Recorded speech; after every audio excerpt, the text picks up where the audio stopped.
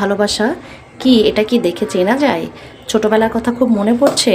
তাহলে চলেন কিভাবে বানিয়ে নিব সেটি আপনাদের সাথে শেয়ার করব। একটা চুলায় প্যান বসিয়ে দিয়েছি। এখন আমি চুলাটা অন করে দিলাম। এই জলপাইয়ের আচারটা বাড়াবো। আর তো তার জন্য নিয়েছি যে রসুন কুচি, পেঁয়াজ কুচি, এটা একটু ভেজে নেব। আমি নিয়ে নিব চিটা গুড় এই জন্য এটা খেতে কিন্তু দুর্দান্ত হবে। আর আমি গুড় নিয়েছি, আর সাথে নিব একটা তেজপাতা নিব টুকরা, আর একটা দারচিনি নিব, আর নিয়ে নিব 5 ফোড়ন, আর সরিষার তেল তো লাগবেই, আর সামান্য একটু কালো সরিষা দানা। আপনারা চাইলে কেউ সাদা সরিষা দানা নিতে পারেন। সরিষার তেল দিয়ে নিচ্ছি। এখন এই যে তেজপাতা আর দারচিনিটা দিয়ে নিলাম, আর দিয়ে নিব একটু 5 ফোড়ন।